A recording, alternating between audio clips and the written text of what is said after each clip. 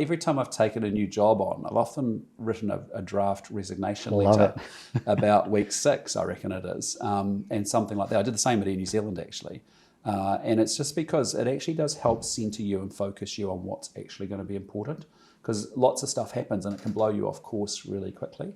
And so I learned that I do a stakeholder process and really good understanding of what the challenge is in the business. Is it a turnaround job? Is it a sustaining success? What is the challenge that we've got?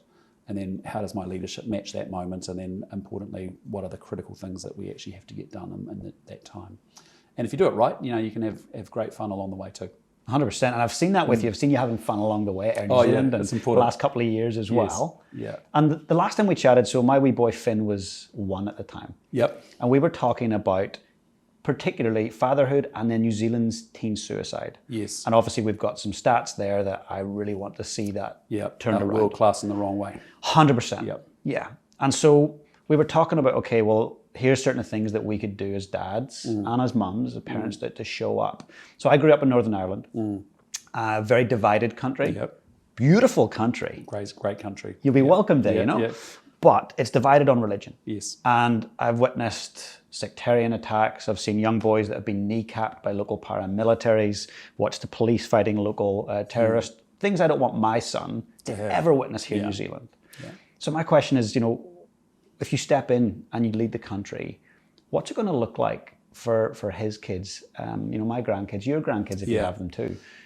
What's it going to look like? What would you like to see for our future Kiwis? Yeah, I mean, that's exactly the motivation, because that's a big motivation for me to do it, because I think my job as Prime Minister is to fight for New Zealand, to make it a place of opportunity where our kids, our grandkids actually say, this is a place I want to raise my family.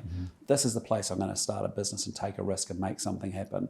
This is the place I want to give back to the community that I possibly can. And so for me, that's the core purpose of what the Prime Minister is and the leader of New Zealand is all about, right? That is what you've got to do, is build it for future generations. So what do we want to see? We want to see a much more prosperous country, and what do we have to do that? We've got to deliver a world-class education system, invest in infrastructure, make sure that we have a really great R&D, science and technology.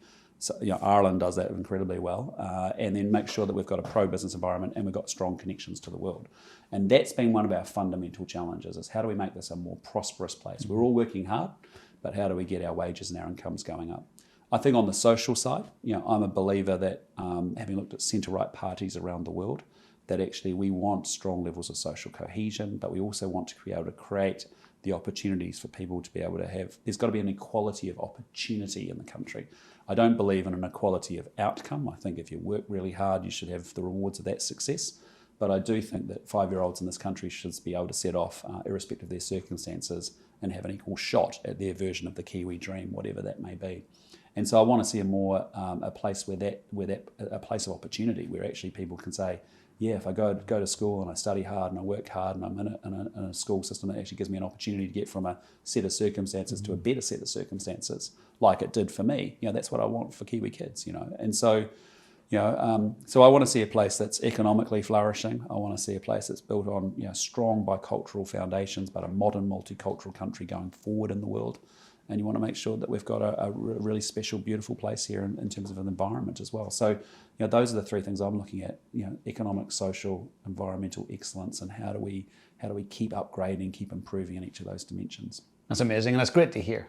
I plan to be here. This is home. I'm a Kiwi. Yeah. Although I don't sound like one. You're a great example, right? I mean, you left a place and came out here believing it would be a place where you could get ahead, do well for yourself, your family, your community, and that's exactly what we want.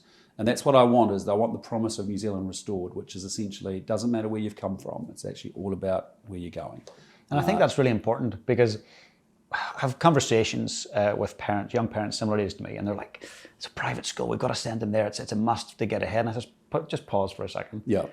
99% of the people that I've interviewed who are running companies, countries, and they're doing incredibly well, 99%. Didn't go to private school. And in New Zealand, I believe you don't need that. It's great, and there's great private schools, but you don't need to if the education. No, and that's where we're going to build I'm a recipient largely of a state school education. Yeah. And I think it served me incredibly well. But I know that unfortunately there are schools in New Zealand, bottom 10% of schools, where 98% of our kids at 15 didn't pass the most basic reading test.